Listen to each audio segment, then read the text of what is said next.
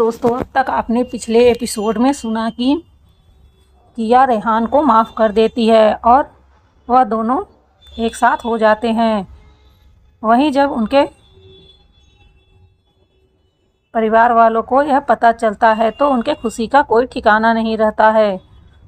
अब आगे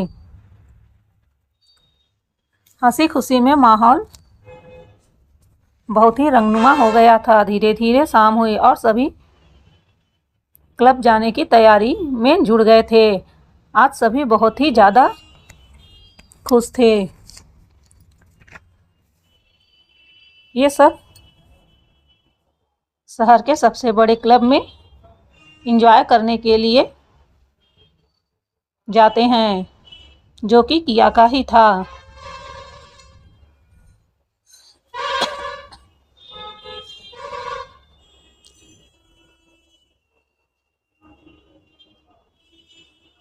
सभी अपनी अपनी गाड़ी से जा रहे थे। रेहान और किया आपस में एक दूसरे के साथ प्यार के कुछ हसीन पलों को गुजारते हुए जा रहे थे। तो वहीं जेनी और रियो, जो एक दूसरे से बहुत ज़्यादा प्यार करते थे, एक गाड़ी में थे। वेन और प्रणव एक गाड़ी में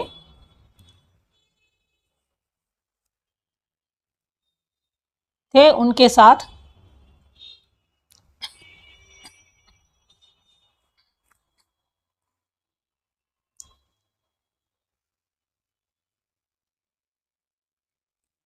उनके दो दोस्त भी मौजूद थे। निया और ओम अपने गाड़ी से जा रहे थे। ईशा और लिया और मयंक एक साथ थे।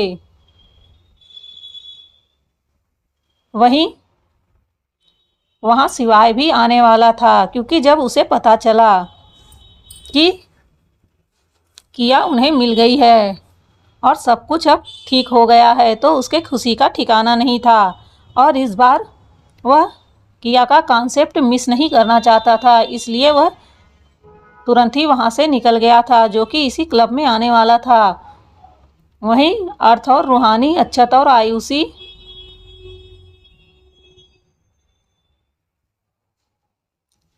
और अर्थ का दोस्त लुकास और बेला, जो एक दूसरे को बचपन से ही जानते थे, जेनी और रियो, अमन और जिया,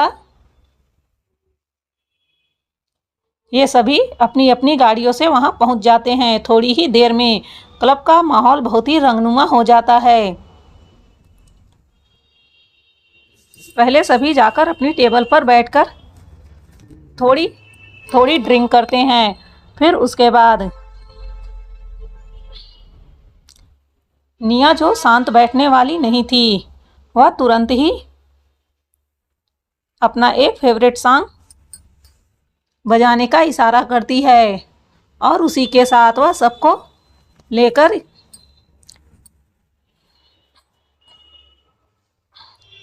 स्टेज की ओर चल देती है, क्योंकि अब वह पूरी टल्ली हो चुकी थी और उसे डांस करना था। भला वह जब इतना चढ़ा ले तो बिना डांस करे कैसे मान सकती है। उसके साथ ईशा और लिया भी हो लेते हैं। वहीं किया, जो ज़्यादातर यह सब पसंद नहीं करती थी, लेकिन आज वह खुलकर एंजॉय करना चाहती थी, इसलिए आज वह भी उनके साथ हो लेती है। सारे लड़के जब देखते हैं कि लड़कियां स्टेज पर जा रही हैं, तो वह क्यों पीछे हटने वाले थे, वह भी जल्दी से भागकर उनके पीछे जाते हैं। तभी एक बहुत ही प्यारा सा सॉन्ग चलता है।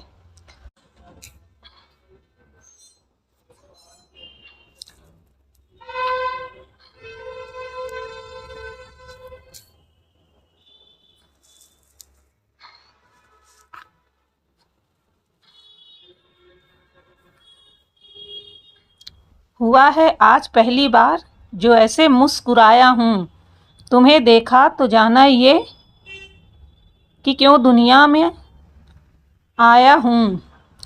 हुआ है आज पहली बार जो ऐसे मुस्कुराया हूँ। तुम्हें देखा तो जाना ये कि क्यों दुनिया में आया हूँ। ये जा लेकर के जा मेरी, तुम्हें जीने में आया हूँ। मैं तुमसे इश्क करने की इजाज़त रब से लाया हूँ।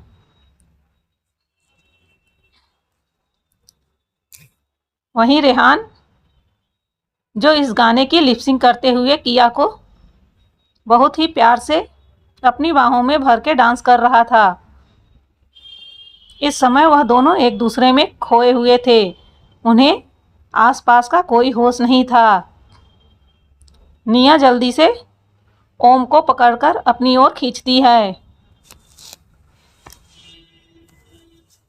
जमी से आसमां तक हम ढूंढ आए जहां सारा, बना पाया नहीं अब तक खुदा तुमसे कोई प्यारा। जमी से आसमां तक हम ढूंढ आए जहां सारा, बना पाया नहीं अब तक खुदा तुमसे कोई प्यारा। निया ओम के होठों पर होठ रख के किस करने लगती है। वहीं जैसे आसपास वह लोग उसे देखते हैं तो उनसे भी कंट्रोल नहीं होता है। रेहान भी किया के होठों पर अपने होठ रख देता है और उसे बहुत ही ज़्यादा बेसब्र होकर चूमने लगता है।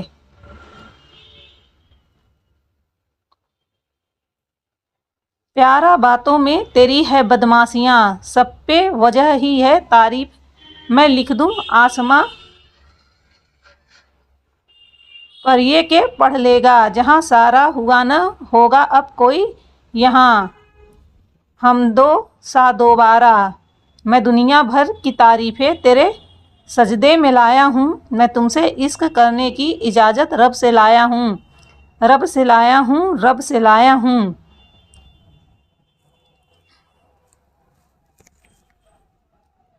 वहीं लिया और मयंक जो एक साथ डांस कर रहे थे। मयंक लिया को बहुत ज़्यादा पसंद करता था, इसलिए आज आगे बढ़कर वह भी लिया के होठों पर अपने होठ रख देता है। जैसे ही लिया यह देखती है तो उसका पूरा शरीर झंझना उठता है। उसे एक पल के लिए ऐसा लगता है जैसे वह सांस लेना ही भूल गई हो। उसके दिल की धड़कन तेज हो जाती है। हालांकि वह भी मयंक को बहुत ज़्यादा पसंद करती थी, लेकिन उसने कभी सोचा नहीं था कि मयंक खुद आगे चलकर उससे इस तरह इजहार करेगा। तू है जो रूबरू मेरे, बड़ा महफूज रहता हूँ, तेरे मिलने का शुक्राना खुदा से रोज़ करता हूँ। तू है जो रूबरू मेरे, बड़ा महफूज रहता हूँ, तेरे मिलने का शुक्राना खुदा से रोज़ करता हूँ। हमको पता है ये ना दुनिया आवारा दिल की है यारियाँ, ये दिल पागल बना बैठा, इसे अब तू ही समझा रे। दिखे तुझ में मेरी दुनिया तू बन जा रे। हो खुशकिस्मत जो किस्मत से तुम्हें ऐसे मैं पाया हूँ। मैं तुमसे इश्क करने की इजाज़त रब से लाया हूँ। मैं तुमसे इश्क करने की इजाज़त रब से लाया हूँ।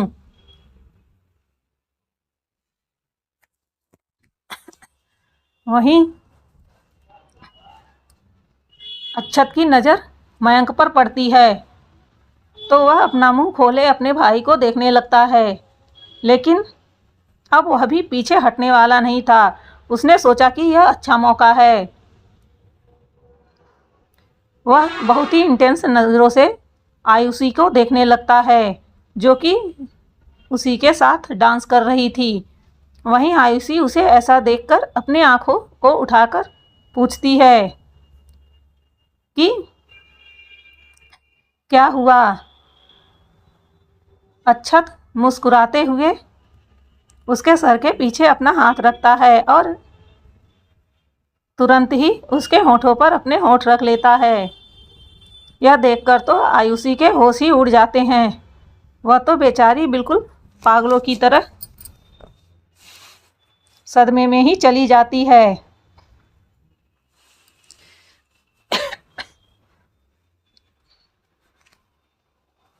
मैं तुमसे इश्क करने की इजाज़त रब से लाया हूँ।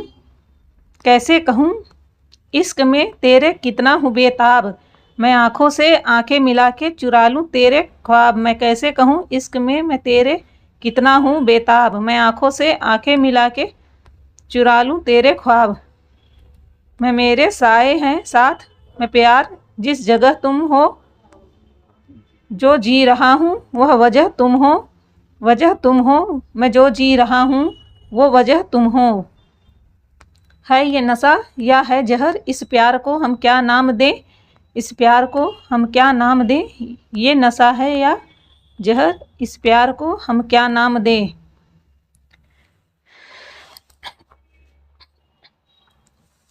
वहीं जेनी और रियो जो खुद में खोए हुए थे, वह भी धीरे धीरे कर एक दूसरे को किस करने लगते हैं।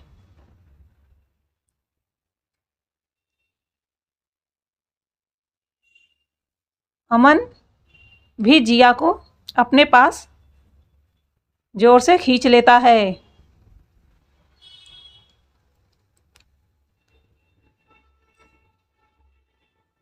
दासता आ जाऊं मुझ आज अंजाम दे तुम्हें, भूलूं कैसे मैं मेरी पहली खता तुम हो।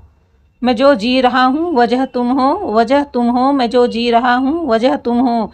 क्या जाने तू मेरे इरादे ले जाऊंगा सांसें चुरा के। क्या जाने तू मेरे इरादे ले जाऊंगा सांसें चुरा के। तू कह रहा है गुनहगार बन जा, बड़ा चैन है इन गुनाहों में।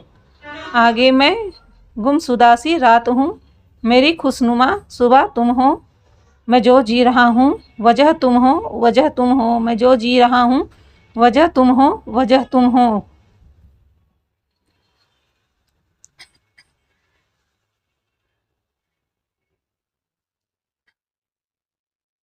वही अर्थ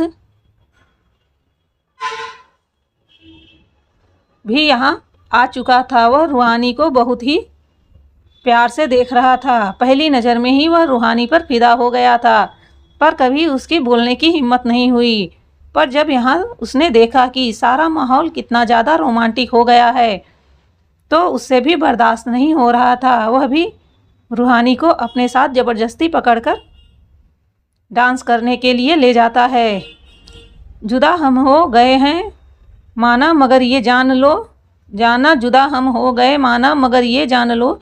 जाना कभी मैं याद आऊँ तो चले आना तुम्हें मैं भूल जाऊँगा, ये बातें दिल में न लाना। कभी मैं याद आऊँ तो चले आना। था कौन मेरा एक तू ही था, सांसों से ज़्यादा जो ज़रूरी था। तेरे लिए मैं कुछ नहीं लेकिन मेरे लिए तू मेरा सब कुछ था। नहीं जाना बुला कर के ये बातें तुम ही कहते थे, रही खुशियाँ नहीं मेरी कि तुम भी वक्त जैसे थे। तुम्हारा रहेगा भी करे क्या दिल है दीवाना, कभी मैं याद आऊँ तो चले आना, चले आना। सभी लोग इस तरह खोए हुए थे कि मानो उन्हें दुनिया की कोई परवाह ही नहीं थी। ऐसा लग रहा था जैसे वक्त वहीं का वहीं थम गया हो। सब प्यार की दुनिया में पूरी तरह से डूब गए थे। वहाँ पर आए हुए लोग भी जब इतना रोमांटिक माहौल देखते हैं तो सभी गर्लफ्रेंड बॉयफ्रेंड आपस में एक दूसरे के साथ लग जाते हैं। सच में यह माहौल बहुत ही ज़्यादा रोमांटिक हो चुका था। ऐसे लग रहा था जैसे यह कोई प्यार की दुनिया हो, जहाँ न दुख हो न दर्द हो, न ही किसी से आगे बढ़ने की जद्दोजहद हो। बस सब एक दूसरे के प्यार में डूबे हुए थे। सब एक दूसरे के एहसास को महसूस कर रहे थे। वाकई में वह पल बहुत ही हंसनुमा था। धीरे धीरे कर सभी को नशा चढ़ने लगता है। वहीं निया जो बार बार ड्रिंक कर रही थी, वह तो नशे में ऐसे धुत हो चुकी थी कि उसे अब होश ही नहीं था।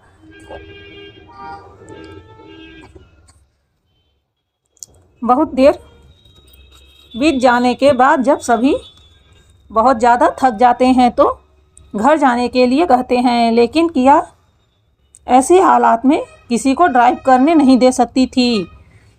इस वजह से वह उन्हें बताती है कि यहाँ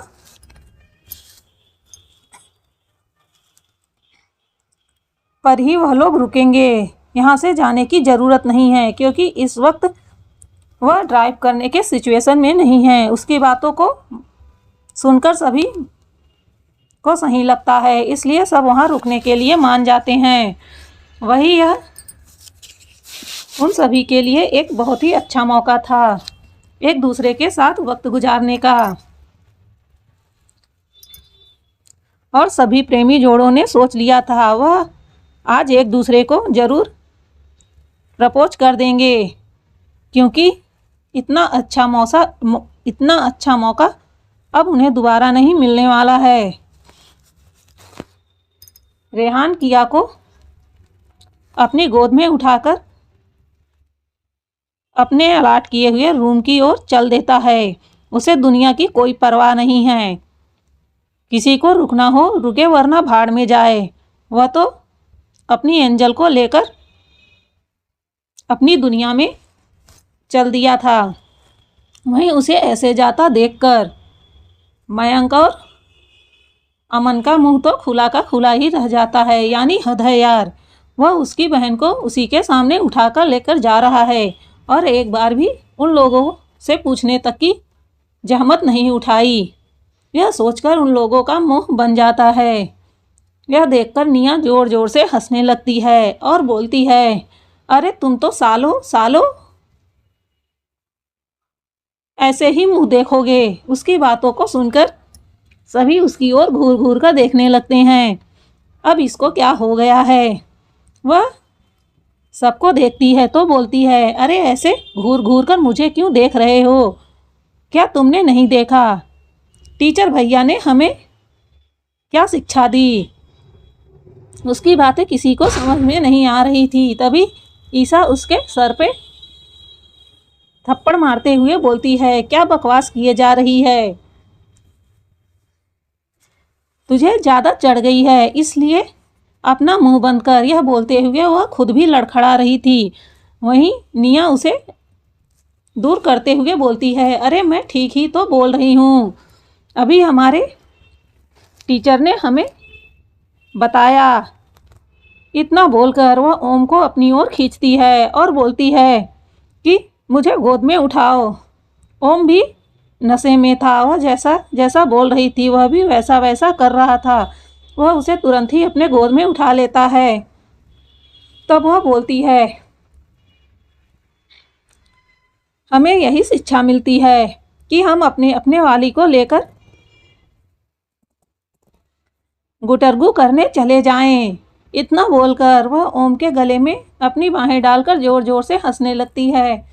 उसकी बातों को सुनकर अब वहाँ खड़े सारे लोगों के होठों पर मुस्कुराहट आ जाती है और फिर धीरे धीरे वहाँ जोर से हंसी के ठहाके गूंज उठते हैं।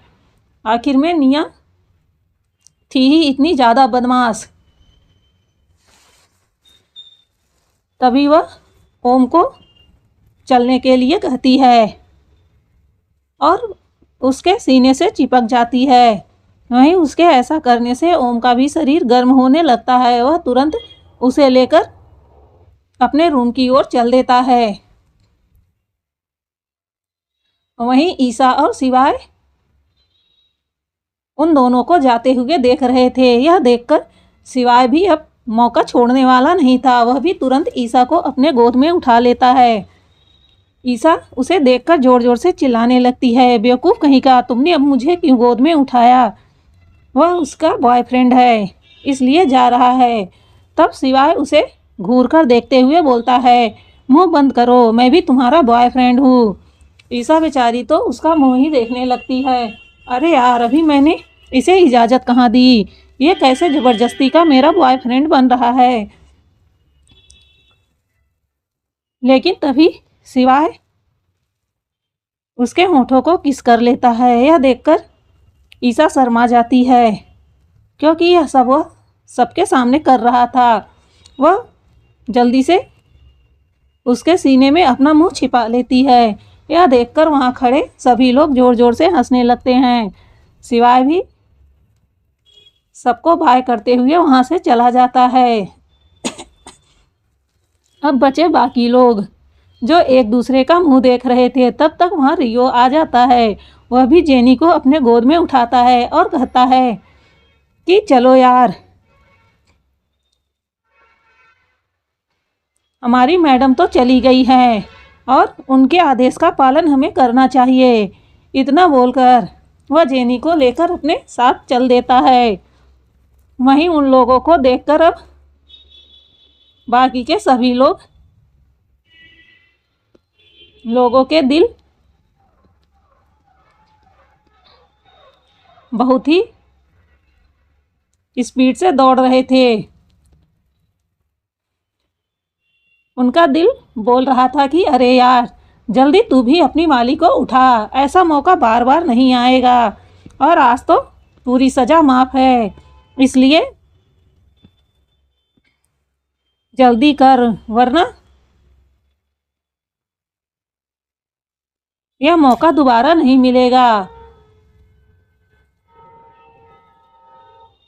अपने दिल की आवाज़ सुनकर अब हिम्मत करके मयंक भी लिया को अपनी ओर खींचता है और उसे गोद में उठाकर जाने लगता है। वहीं लिया अपनी आंखें फाड़े मयंक को देख रही थी। अरे बेवकूफ, यह तुम क्या कर रहे हो? नीचे उतारो मुझे, लिया जोर से चिल्लाती है। तभी मयंक उसके होठों पर अपने होठ रखकर बंद कर देता है। लिया छटपटाते हुए उसे दूर करने लगती है और उसके सीने पर मारने लगती है, पर इस समय मयंक बेकाबू हो गया था। वह उसे बेतहाशा किस किए जा रहा था। लिया गुस्से में उसे उसके होठों में काट लेती है। वहीं मयंक यह देखता है तो अपने होश में वापस आता है। फिर उसे खुद पर गुस्सा आने लगता है। वह ऐसे कैसे बिना उसकी इजाज़त के उसे छू सकता है? आखिर में वह उसके बहन की दोस्त है। अगर कुछ गलती हो गई तो उसकी बहन उसे कभी नहीं माफ़ करेगी। यह सोचकर उसका चेहरा घबराहट से लटक जाता है। वह बिल्कुल भी लिया को परेशान नहीं करना चाहता था। वह सच में लिया से सच्चा वाला प्यार करने लगा था। वहीं उसका चेहरा इस तरह झुका हुआ देखकर लिया को लगता है कि उसने शायद कुछ ज़्यादा कर दिया है। उसे इस तरह से बिहेव नहीं करना चाहिए था। वह तुरंत मयंक से कहती है, क्या हुआ? तुम इस तरह से अचानक से क्यों हो गए? तब मयंक उसे अपने गोद से नीचे उतारते हुए बोलता है, सॉरी, मैं बहक गया था। I am really very sorry, मुझसे गलती हो गई। मैं दोबारा ऐसी हरकत नहीं करूँगा। वो थोड़ा नशा लगता है ज़्यादा हो गया था, लेकिन आप मुझे गलत मत समझना। मैं बिल्कुल भी ऐसा वैसा करने वाला नहीं था। मैं तुमसे सच में बहुत ज़्यादा प्यार करता हूँ, और वह भी उस दिन से जब मैंने तुम्हें पहली बार देखा था। इसलिए मेरा इरादा बुरा नहीं है, पर मेरी गलती है। मुझे आपसे भी पूछ लेना चाहिए था। ज़रूरी नहीं है हम जिसे प्यार करते हो वह भी हमें प्यार करे। बस उनकी खुशियाँ ही हमारे लिए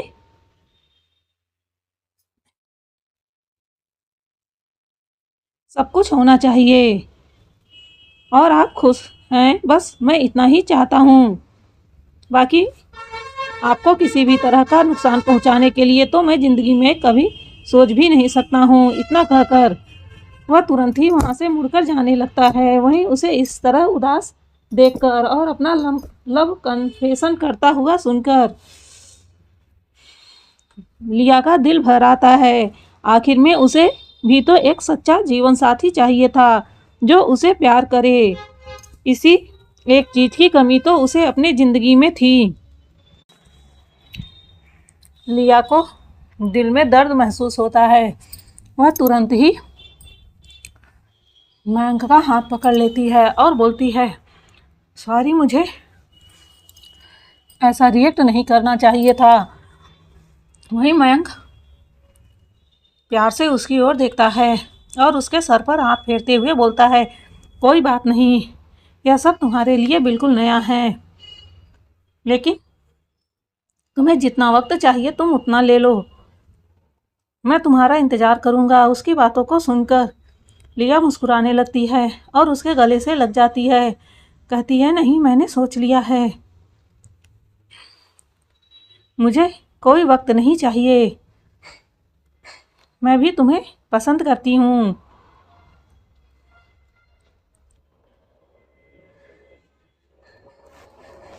इसलिए अब सोचने को कुछ नहीं बचा है। उसकी बातों को सुनकर मयंक बहुत ज़्यादा खुश हो जाता है। वह उसे बहुत ही ज़ोर से अपने गले से लगा लेता है। उसने उसे इतना तेज से दबाया हुआ था कि एक पल के लिए तो लिया को लगा कि वह दबाकर उसकी जान ही निकाल लेगा। वह मयंक से बोलती है कि मयंक, अपनी बाहों को थोड़ा ढीला करो, वरना तुम खुशी की वजह से मेरी जान ले लोगे। वहीं जैसे ही मयंक यह सुनता है तो वह शर्माकर हंसने लगता है और अपने बाहों को ढीला कर देता है। वहीं उसे इस तरह शर्माता हुआ देखकर लिया ज़ोर ज़ोर से हंसने लगती है। अभी यह लोग भी नशे में थे, इनके सर पर भी नशा चढ़कर बोल रहा था। वहीं लिया अपनी बाहों को फैला देती है। उसे ऐसा करता हुआ देखकर मयंक उसे अपनी गोद में उठा लेता है और उसे लेकर अपने साथ चला जाता है। एक एक कर सारे लोग जाने लगे थे। बेचारा अर्थ अब वहाँ बच गया था, जो कि काउंटर पर खड़ा होकर ड्रिंक पर ड्रिंक करे जा रहा था, क्योंकि आज वह भी आयुषी को अपने दिल की बात बताना चाहता है।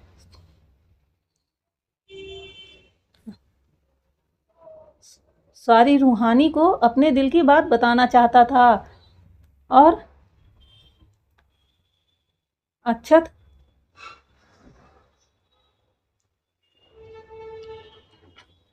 जो आयुषी को अपने दिल की बात बताना चाहता था।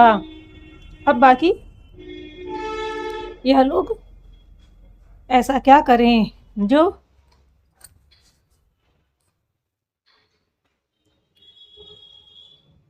उनसे अपने दिल की बात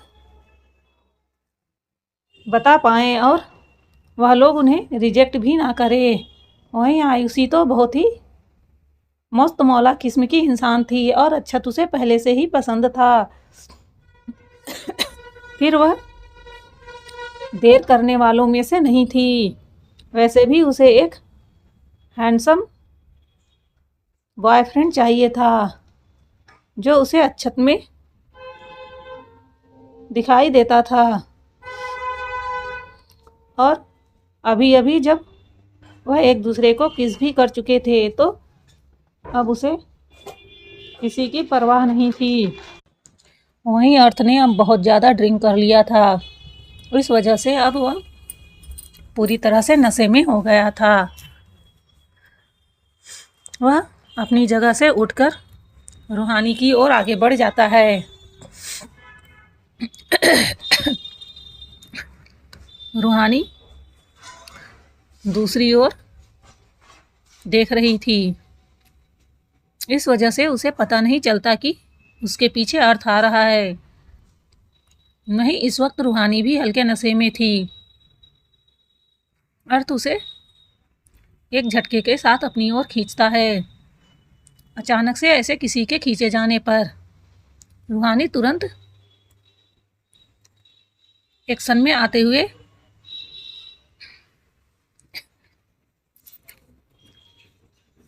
एक जोरदार किक मार देती है। वहीं उसके इस तरह अचानक से अटैक करने पर अर्थ, जो कि पूरी तरह से नशे में था, वह खुद को संभाल नहीं पाता है और एक तेज आवाज़ के साथ ज़मीन पर जा गिरता है। वहीं रूहानी की नज़र जैसे ही अर्थ पर पड़ती है तो वह अपने मुंह पर हाथ रख लेती है। अरे यार, यह क्या लोचा कर दिया मैंने। अगर किया को पता चला कि मैंने उसके भाई को मारा तो फिर मेरी खैर नहीं। इतना बोलकर वह जल्दी से अर्थ के पास जाती है और उसे उठाकर बैठा देती है। फिर बोलती है कि अरे आपको लगी तो नहीं है, मैंने गलती से आपको मार दिया। मुझे लगा कि कोई मेरे साथ छेड़छाड़ी करने की कोशिश कर रहा है, इसलिए मैंने इतना ज़ोर से अटैक किया। मुझे बिल्कुल भी अंदाज़ा नहीं था कि वह आप होंगे। वही अर्थ गुस्से से रूहानी की ओर देख रहा था, क्योंकि उसने उसे ऐसी जगह पर किक किया था कि उससे बर्दाश्त नहीं हो रहा था। वहीं रूहानी घबराते हुए उसे बार बार शांत करने की कोशिश कर रही थी। अर्थ का नशा आधा उतर चुका था। वह गुस्से से उसके गर्दन को पीछे से पकड़ते हुए अपनी ओर उसका चेहरा करता है और बोलता है, पागल लड़की, तुमने यह क्या कर दिया? तुम्हें समझ नहीं आता है? तुम्हारी इतनी बड़ी गलती के वजह से तुम माँ बनने के सुख से वंचित रह जाती। नहीं, उसकी बातों को सुनकर रूहानी समझ नहीं पाती।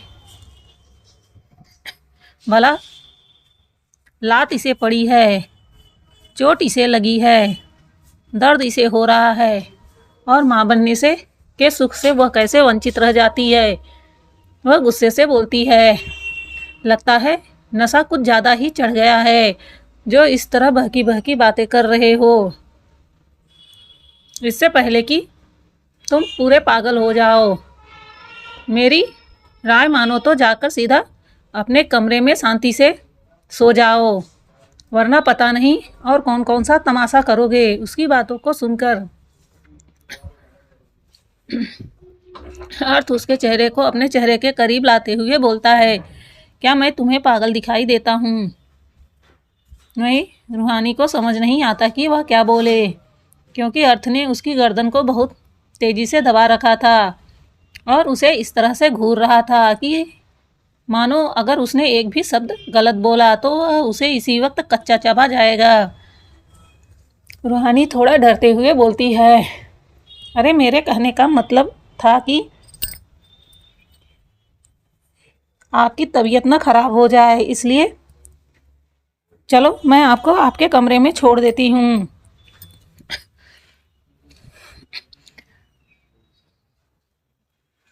तभी अर्थ उसकी बातों को मान जाता है, क्योंकि उसके मन में तो इस वक्त कुछ और ही चल रहा था। वह उसे उठाने को बोलता है। रूहानी किसी तरह उसे खींचकर खड़ा करती है। इस समय अर्थ बहुत ही ज़्यादा लड़खड़ा रहा था। वह उसके हाथों को अपने कंधे पर रखकर उसे सहारा देते हुए उसके रूम की ओर ले जाने लगती है। तभी अर्थ बोलता है कि देखो, आज के बाद तुम्हें मुझे जहाँ मारना हो मार लेना, पर उस जगह पे अब दोबारा नहीं मारना। उसकी बातों को सुनकर रूहानी को थोड़ा हंसी आ जाती है। तब तक में उनका रूम आ जाता है। वह उसे रूम के अंदर ले जाते हुए बोलती है कि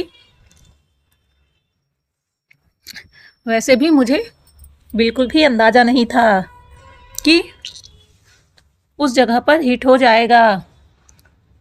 मैं तो बस ऐसे ही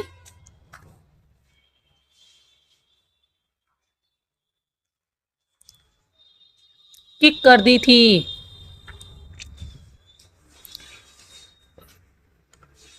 उसकी बातों को सुनकर वह बोलता है कि मैं भी तुम्हें ऐसे ही समझा रहा हूँ, वरना आगे चलकर तुम्हें ही दिक्कत होने वाली है। उसकी बातों को रूहानी बिल्कुल नहीं समझ पाती है, तो वह अपनी आंखें बड़ी कर उसे आश्चर्य से देखने लगती है। वहीं रूहानी और अर्थ का चेहरा इतना करीब था कि अगर वह थोड़ा सा और झुकता तो उसके होठ रूहानी के होठों से टच हो जाते। रूहानी उसे देखते हुए बोलती है, भला तुम्हें मारने से मुझे क्या दिक्कत होगी? वह तो जिसे लगेगा उसे दिक्कत होगी। तब अर्थ बोलता है कि अच्छा तो तुम बताओ, तो फिर तुम माँ कैसे बनोगी? उसकी बातें फिर से रूहानी के समझ नहीं आती। इस वक्त अर्थ बेवड़ों की तरह बात कर रहा था, क्योंकि वह पूरी तरह से नशे में डूबा हुआ था। वह रूहानी से कहता है, अरे जब बाप बनाने वाले के अंदर कमी होगी तो तुम माँ कैसे बनोगी? उसकी बात को सुनकर रूहानी उसे घूर कर देखने लगती है। अब जाकर उसे समझ में आता है कि इतनी देर से वह क्या बोल रहा था। वह गुस्से में उसे देखकर बोलती है, तुम्हें ऐसा क्यों लगता है कि वह तुम ही होगे? उसकी बातों को सुनकर अर्थ, जो अभी तक उसके ऊपर लटका हुआ था, तुरंत अपनी जगह पर खड़ा हो जाता है और उसकी ओर घूर कर देखते हुए बोलता है, मैं नहीं होऊंगा तो कौन होगा? तो रूहानी बोलती है कि जरूरी नहीं है कि मैं तुम्हें अपना बॉयफ्रेंड बनाऊं। मेरे पास इसके लिए बहुत से लड़के हैं, मैं उन्हें में से किसी एक को अपना बॉयफ्रेंड बनाऊंगी। वह तुमसे काफ़ी ज़्यादा बेहतर हैं। उसकी बातों को सुनकर अर्थ को बहुत ज़्यादा गुस्सा आने लगता है। उसकी हिम्मत भी कैसे हुई किसी और को अपना बॉयफ्रेंड कहने की। गुस्से में वह पीछे से उसके बालों को जोर से पकड़ता है और उसका चेहरा अपने बेहद करीब लाकर उसके होठों पर अपने होठ रख देता है। वह इस समय बहुत ही ज़्यादा गुस्से में था। वह गुस्से से उसके होठों को स्मूच करने लगता है। अभी उसे वह बहुत ही हार्डली किस कर रहा था। वहीं रूहानी को बिल्कुल भी अंदाज़ा नहीं था कि अर्थ इतना ज़्यादा गुस्सा हो जाएगा और ऐसा करने लगेगा। वह उसे पीछे की ओर धक्का देने लगती है, पर अर्थ ने उसे बहुत ही टाइट से पकड़ रखा था, जिस वजह से वह खुद को छुड़ा नहीं पा रही थी। वहीं अर्थ धीरे धीरे उसके होठों के रस में डूब जाता है और अब वह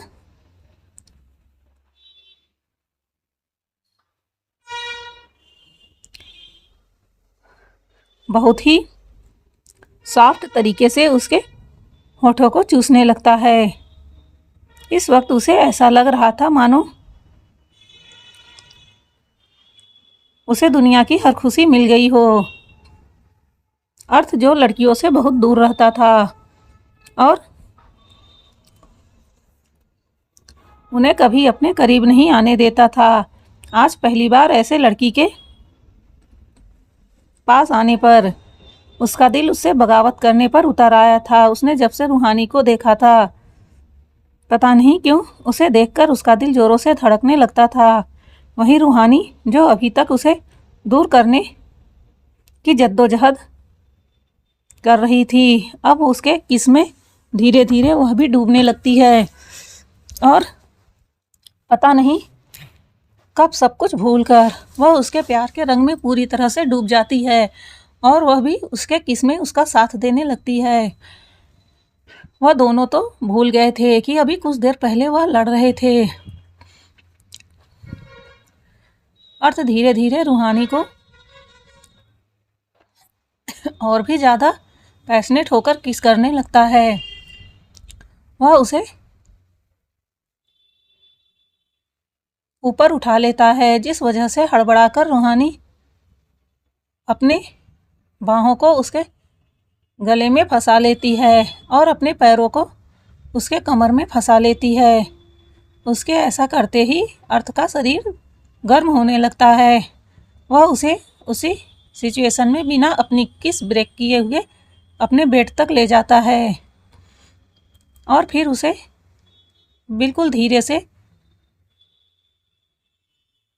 जैसे कोई मोम की गुड़िया हो, उस तरीके से उसे बेड पर लिटा देता है और उसी तरीके से वह उसके ऊपर आ जाता है। अभी भी उन दोनों ने अपना किस ब्रेक नहीं किया था। वहीं रूहानी, जिसकी सांसें अब फूल चुकी थी, वह अब सांस नहीं लेने की वजह से उसे खुद से दूर करने लगती है। जैसे ही अर्थ को यह एहसास होता है तो वह अपने होश में आता है और धीरे धीरे कर उसे के होठों को चूसते हुए वह अपने होठों को उसके होठों से अलग करता है। इस वक्त रूहानी लंबी लंबी सांसें ले रही थी। यही हाल अर्थ का भी था। वह उसकी गर्दन में अपने चेहरे को छुपाकर उसकी खुशबू का एहसास करने लगता है। इस वक्त उसे बहुत ही ज़्यादा अच्छा लग रहा था। ऐसे लग रहा था मानो उसके दिल को कितना सुकून मिल गया हो। ऐसे लग रहा था जैसे अभी तक वह खाली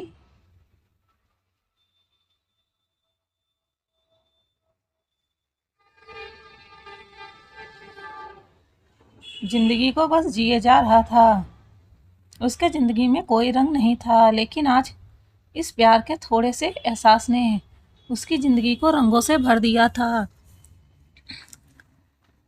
ज़िंदगी भले ही कितनी बेरंग हो, पर प्यार का थोड़ा सा लम्हा ही उसमें रंग भरने के लिए काफ़ी होता है। वह एहसास दिल को सुकून देने वाला होता है।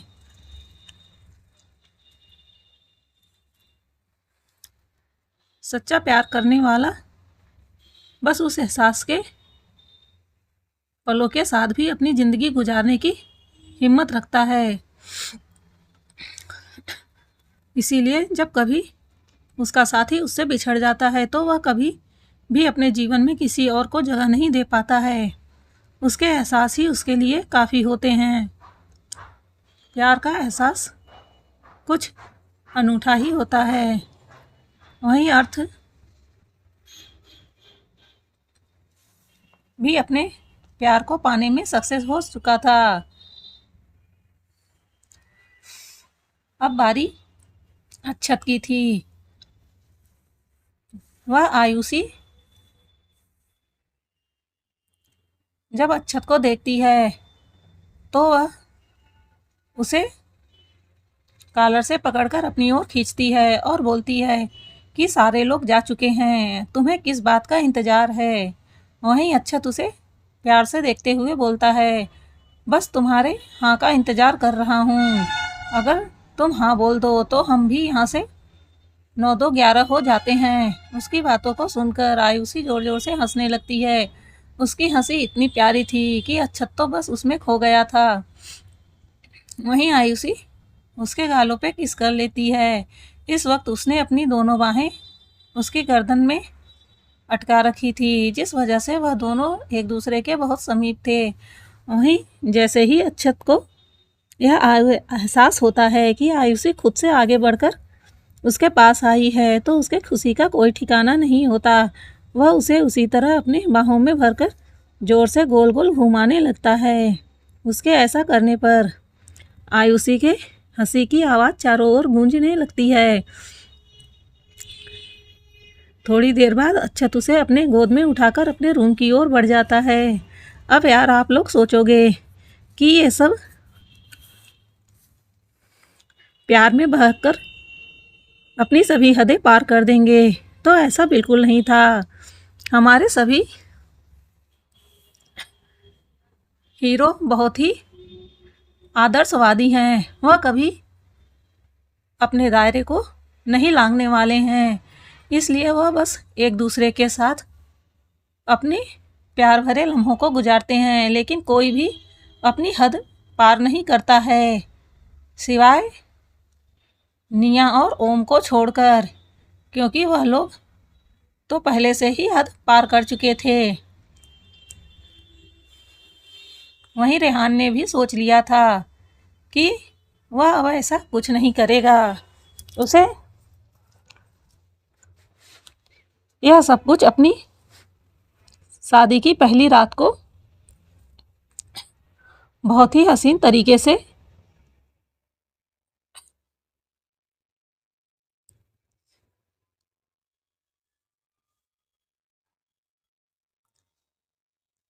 बनाएगा।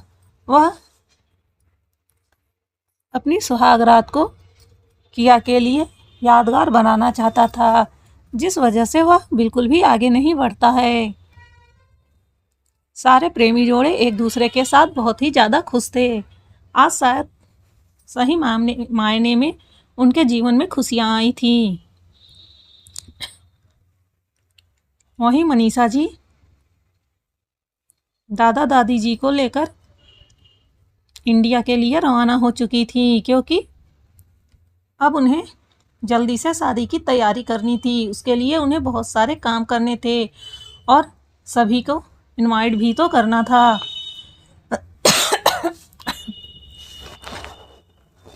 आज की रात बीत जाती है।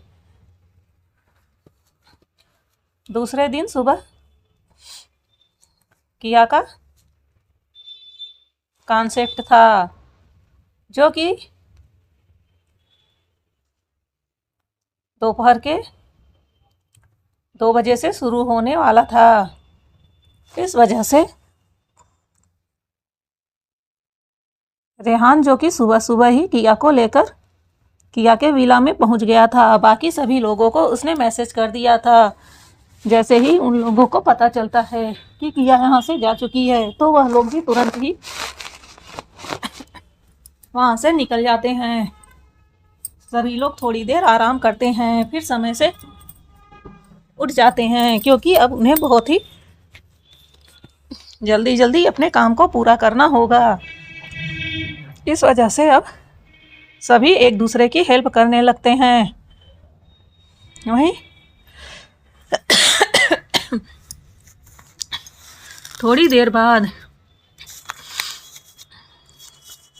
वह लोग ब्रेकफास्ट करके अपने कॉन्सेप्ट की ओर निकल जाते हैं।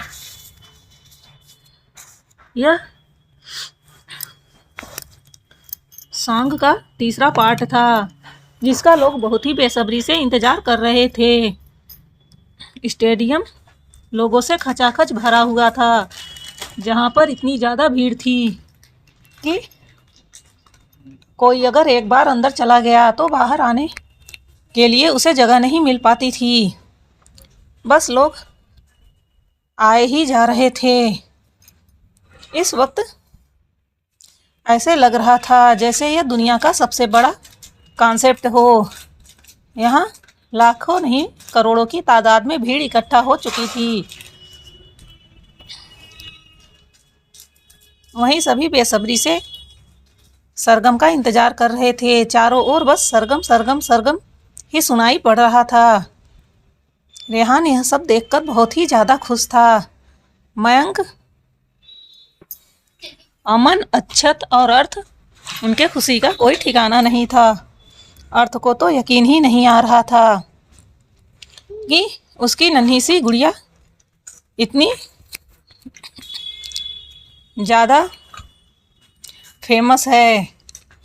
उसे तो लगता था कि बस उसी को अच्छा गाना आता है, लेकिन उसने कभी कल्पना में भी नहीं किया था कि जिसे वह आज तक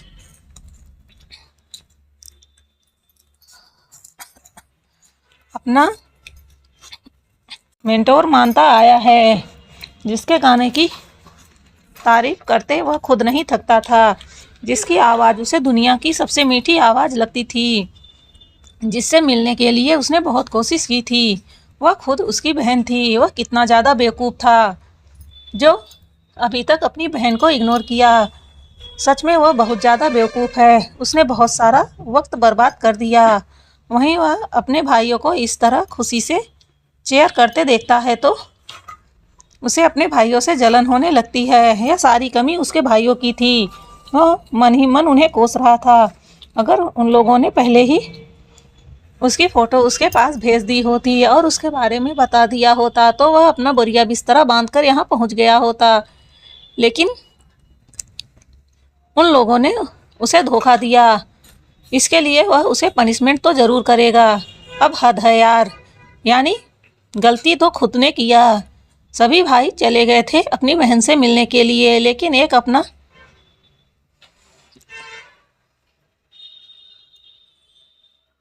अपने अहंकार और अपने एटीट्यूड के आगे एक बार भी अपनी बहन के बारे में जानने तक की कोशिश नहीं की। वह तो उसे गांव की गंवार ही लगती रही और अब पछता रहा है। यानी सच में हद हो गई है। गलती अपना करता है और पनिशमेंट दूसरों को देने की बात कर रहा है। वहीं थोड़ी ही देर में किया यानी सरगम स्टेज पर आती है।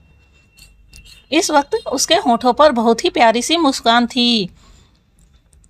सारे लोग जोर जोर से बोल रहे थे।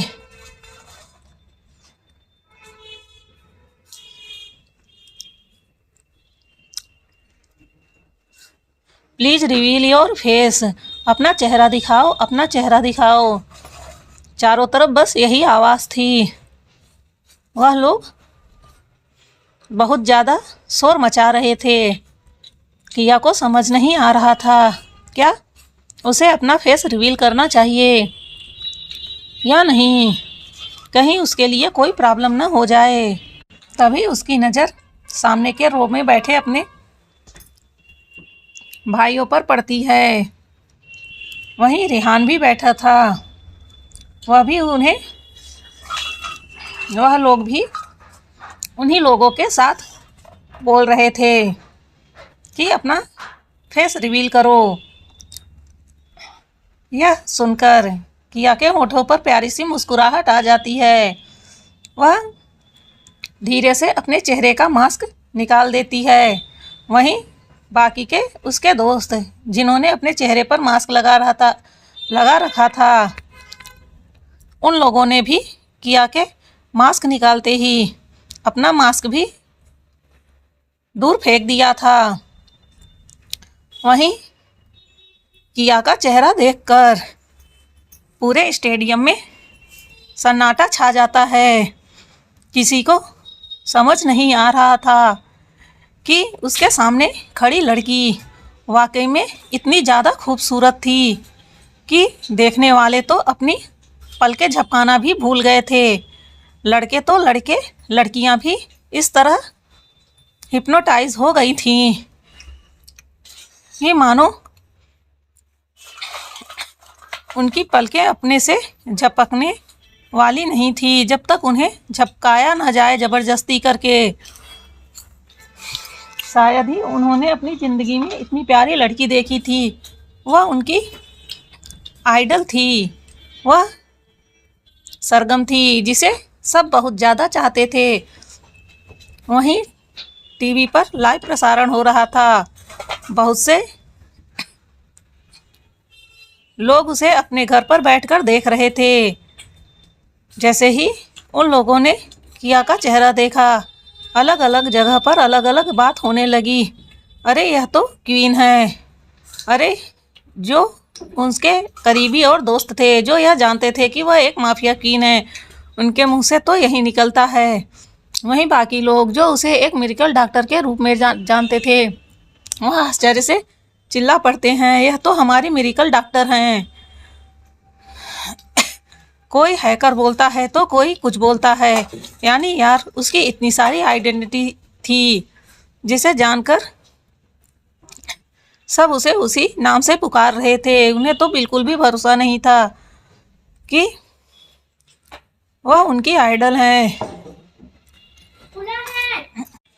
वहीं जैसे ही किया देखती है कि पूरा स्टेडियम इतना ज़्यादा शांत हो गया है, उसे हंसी आ जाती है। उसकी मुस्कुराहट इतनी प्यारी थी कि सभी लोग देखकर मंत्रमुग्ध हो जाते हैं।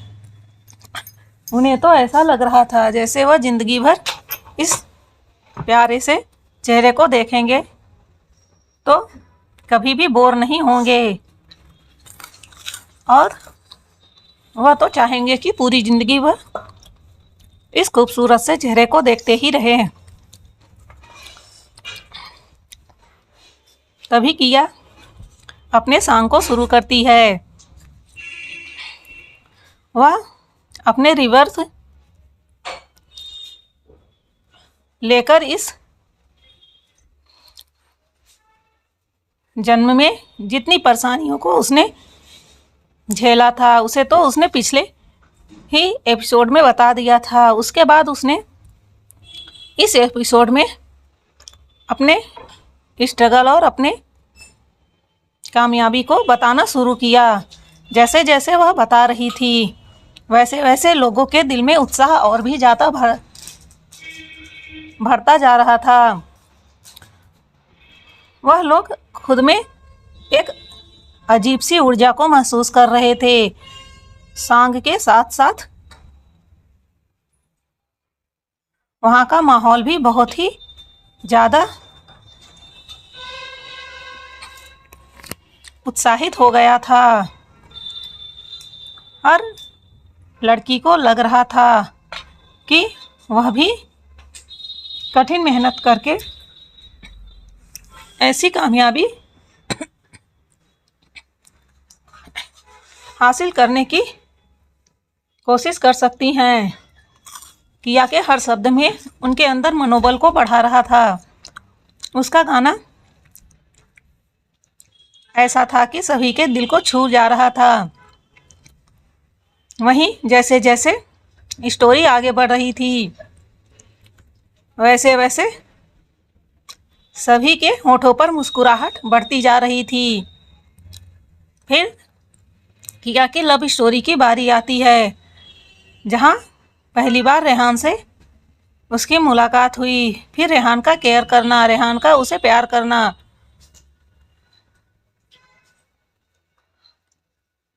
रेहान की दुनिया और किया के आसपास के लोगों का प्यार, वह सब कुछ एक एक कर अपने गाने में संजो रही थी। वहीं उसके साथ साथ पूरे स्टेडियम का माहौल भी उतना ही ज़्यादा खुशनुमा बन गया था।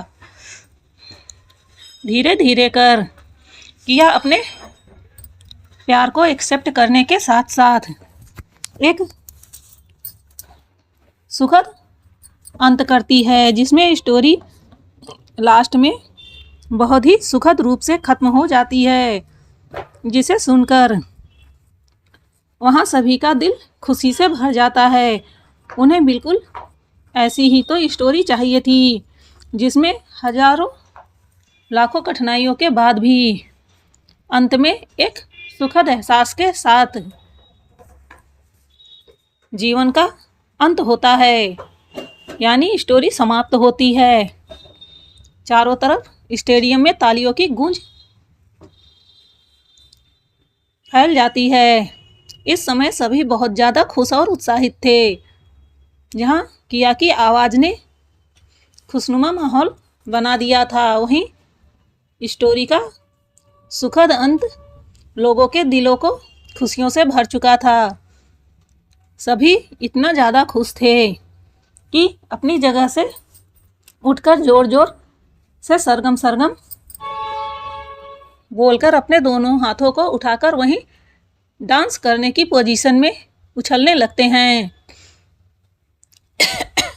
वहाँ का ऐसा माहौल देखकर किया का पूरा परिवार इतना ज़्यादा खुश था कि वह शब्दों में भी बयां नहीं कर सकते थे। थोड़ी ही देर में वह कॉन्सेप्ट खत्म हो जाता है। सभी लोग सरगम के साथ एक ऑटोग्राफ लेना चाहते थे। इतनी बड़ी पब्लिक के साथ सेल्फी लेना सरगम के बस की बात नहीं थी।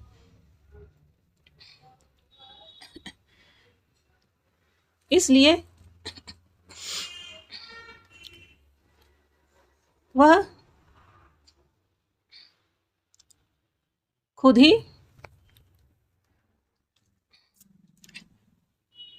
आगे बढ़कर सभी के भीड़ में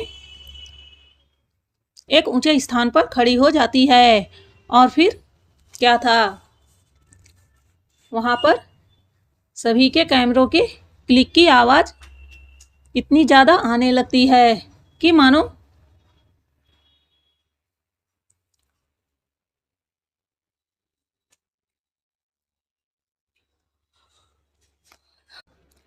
बिजली के कड़कने की आवाज हो। चारों तरफ सभी अपनी फोन निकालकर बस सेल्फी का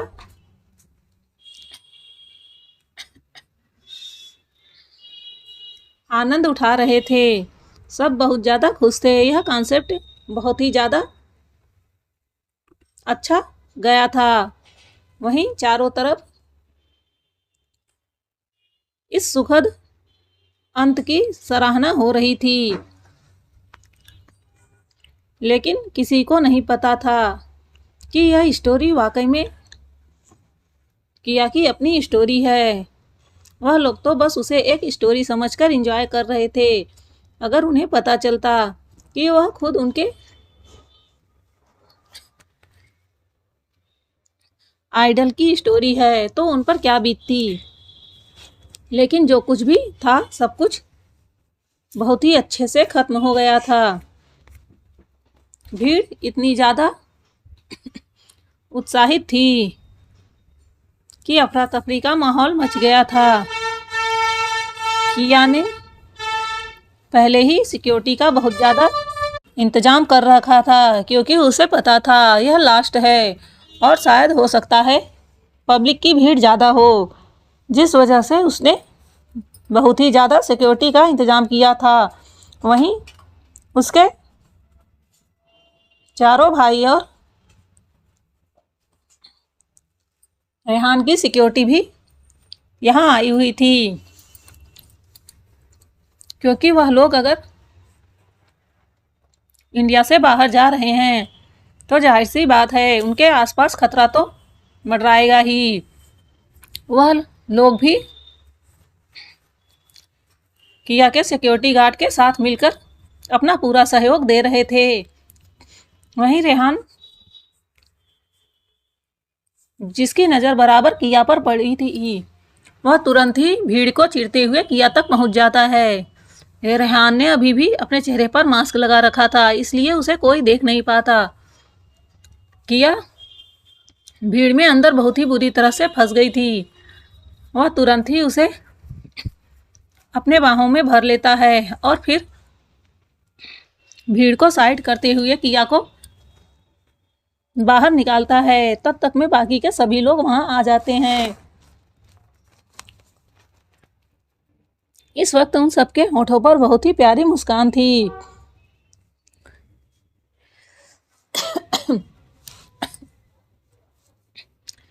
वह सब अपनी गाड़ी में बैठकर विला के लिए निकल जाते हैं।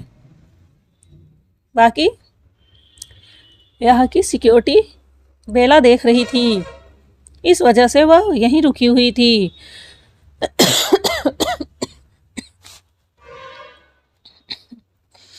सभी लोग आज बहुत ज़्यादा खुश थे। अब उन्हें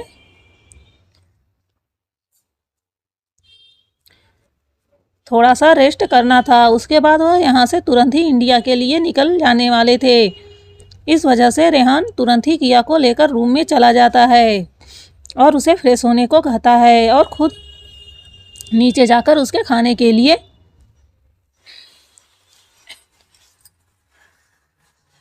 सर्वेंट को बोलता है। थोड़ी ही देर में किया का खाना तैयार हो जाता है। रेहान उसे लेकर फिर से रूम में आ जाता है। तब तक में वह देखता है कि किया पूरी तरह से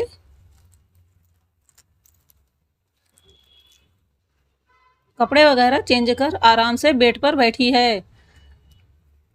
वह इस वक्त नहा धो चुकी थी।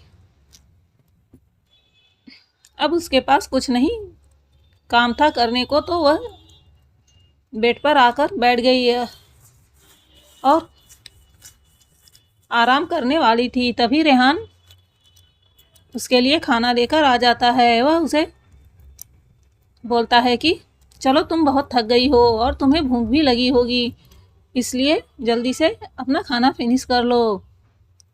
उसकी बातों को सुनकर किया बोलती है कि क्या तुमने खाना खाया?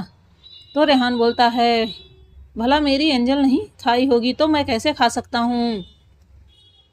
उसकी बातों को सुनकर किया मुस्कुराने लगती है और बोलती है आओ हम दोनों खाते हैं। इतना बोलकर वह भी उठकर सोफे की ओर बैठ जाती है। रेहान एक प्लेट में खाना सर्व करता है, तब किया बोलती है कि अरे मेरे लिए भी तो निकाल दो। उसकी बातों को सुनकर रेहान बोलता है कि यह तुम्हारे लिए ही है। तब किया बोलती है तो अपने लिए नहीं निकालोगे क्या? तब रेहान बोलता है यह मेरे लिए भी है।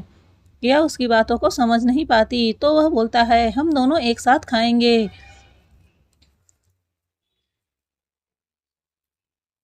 वहीं उसकी बातों को सुनकर किया उसकी ओर देखने लगती है, तो रेहान मुस्कुराते हुए बोलता है जानती हो, मैंने सुना है जूठा खाने से प्यार बढ़ता है। उसके इस तरह बोलने से किया को जोर से हंसी आ जाती है। इस वक्त रेहान बिल्कुल किसी छोटे बच्चे की तरह बोल रहा था। वहीं उसे इस तरह हंसता देखकर रेहान के होठों पर भी प्यारी सी मुस्कुराहट आ जाती है। आखिर में वह अपनी एंजल को इसी तरह हंसता मुस्कुराता ही तो देखना चाहता है, भले उसके लिए उसे छोटा बच्चा क्यों न बनना पड़े। वहीं रेहान उसे बहुत ही प्यार से देख रहा था। तभी किया अचानक से उसकी ओर देखती है तो उसकी हंसी बंद हो जाती है, क्योंकि वह देख रही थी रेहान कैसे उसे देख रहा है।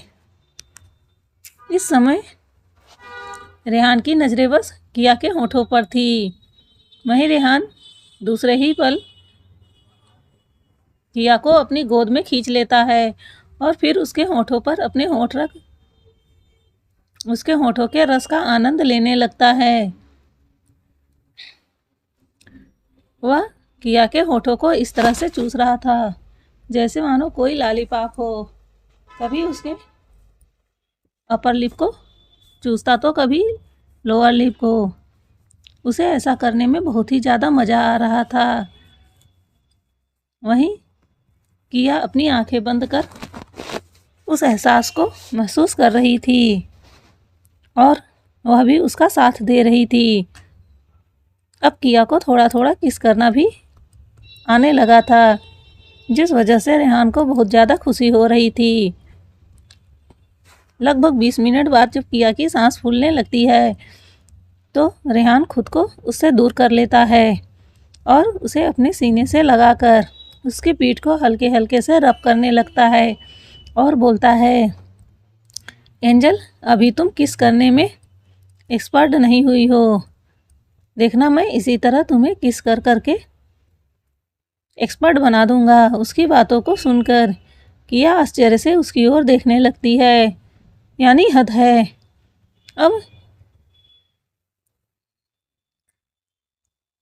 बाकी की सभी चीज़ों में एक्सपर्ट बनना तो उसे समझ आता है, लेकिन ये किस करने में एक्सपर्ट बनना उसके समझ के बाहर था।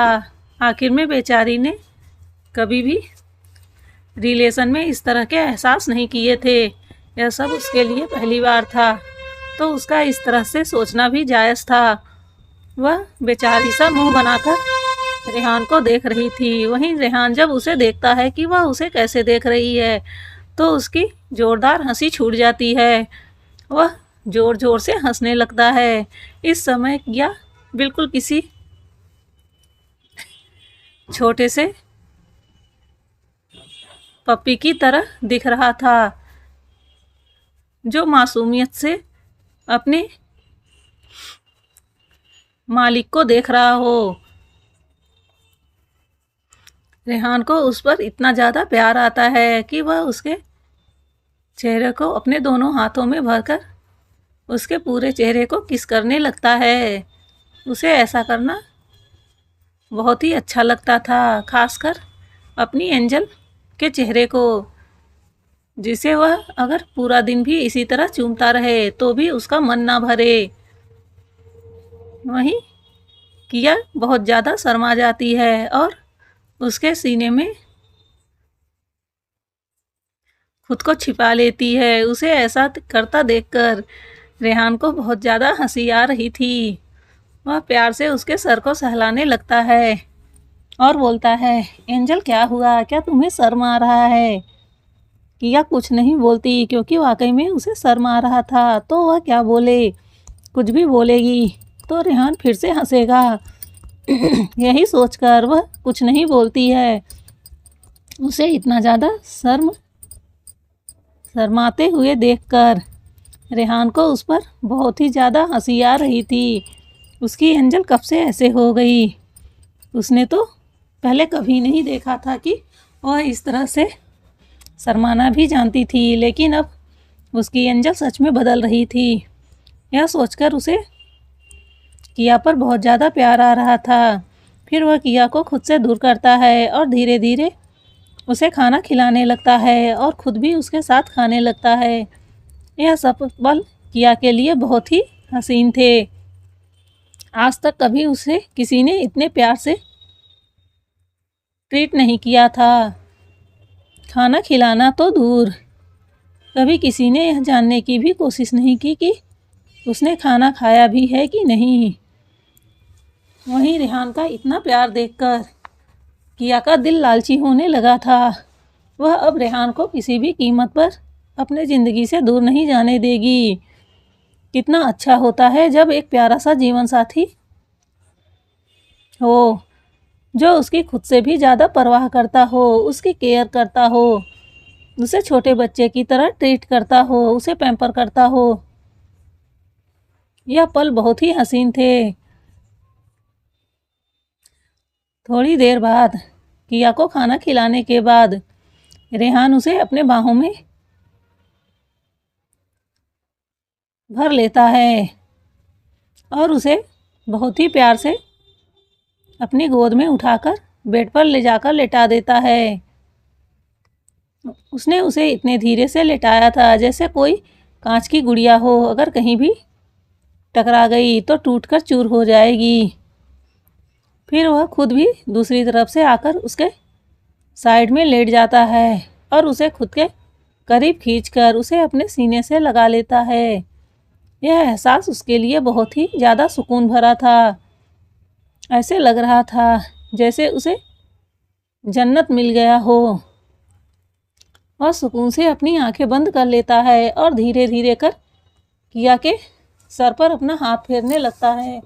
वहीं इतने प्यार से और इतने नर्म तरीके से किया के सर पर हाथ फेरने की वजह से किया बहुत ही जल्दी नींद में चली जाती है।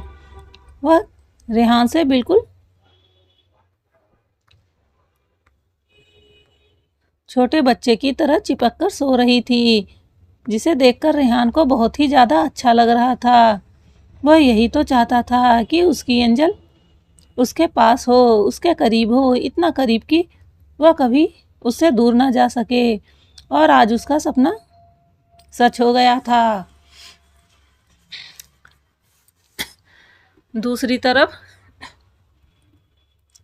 रूहानी इंडिया जाने की पूरी तैयारी करने लगती है।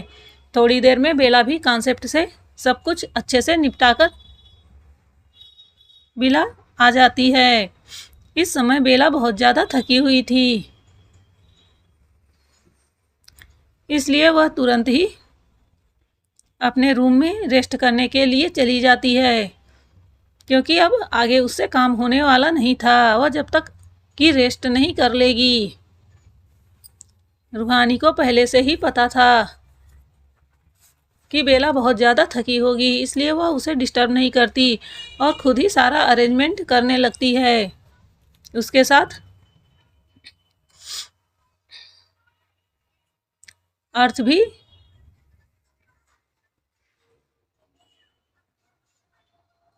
लगा हुआ था, जिससे रूहानी को ज़्यादा दिक्कत ना हो। शाम को ही वह लोग इंडिया के लिए निकलने वाले थे।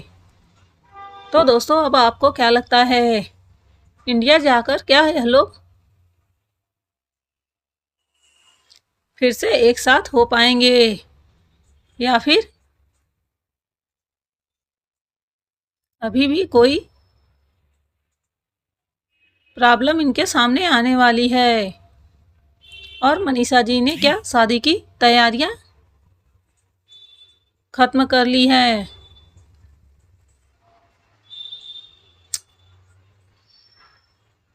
क्या शादी की तैयारियां शुरू कर ली हैं?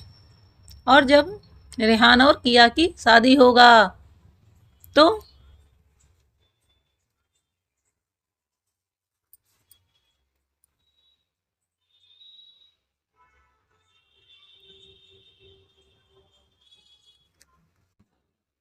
तो क्या उसके सभी दादा जी यहाँ आएंगे?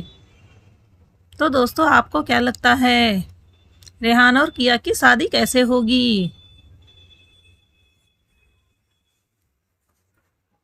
चलो ठीक है, आप लोग मेरी एक हेल्प कर दीजिए। आप लोग मुझे सजेस्ट कीजिए कि रेहान और किया की शादी कैसी होनी चाहिए।